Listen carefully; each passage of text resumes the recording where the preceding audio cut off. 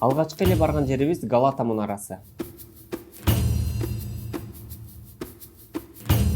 1348 жылы генуалыктар тарабынан курулган жана орто кылымдарда Кристея Турис деп аталган Галата мунарасы кылымдар бою шаардын эң бийик имараты болгон.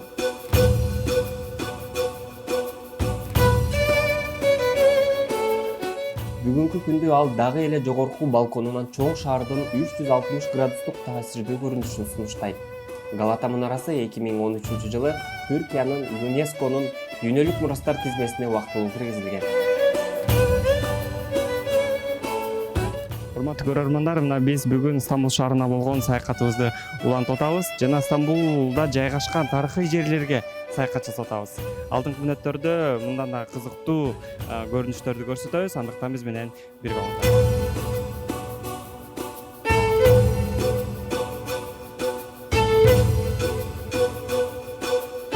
Кайсы бир убакта мунаранын ордунда 6-кылымда курулган маяк болгон. Генуялыктар бул аймакты византиялыктардан басып алып, бул жерде колониясын орноткондон кийин 1341 жылы анын тегерегине коргонуу дубалдарын кура башташкан. Жана бул мунара деңизчилер менен соодагерлер үчүн кандайдыр бир жол көрсөтүүчү кызматын кылган. Коргонуу дубалдарынын майда сыныктары биздин заманга чейин сакталып калган.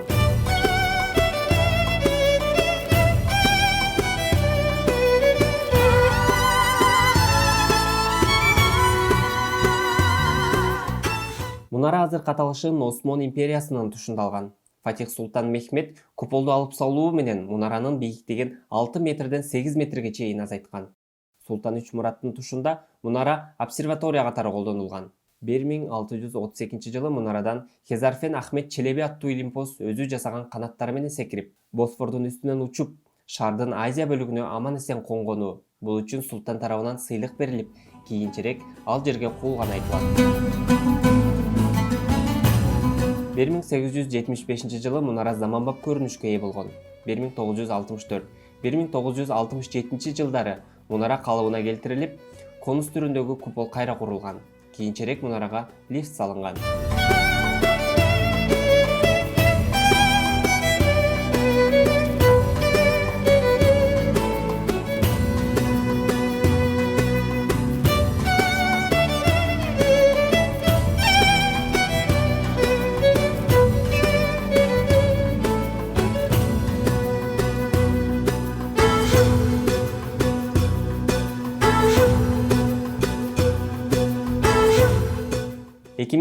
Жылы жайында мунара муниципалитеттен Түркиянын туризм министрлигине өткөрүлүп берилип, реставрацияга жабылат.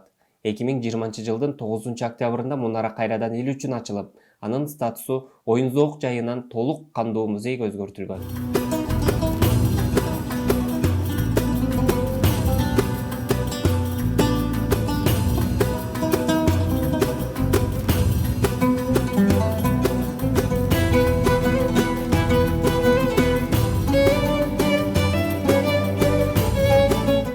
6-кабатка чейин атайын лифт менен чыгасың биринчи этаждан.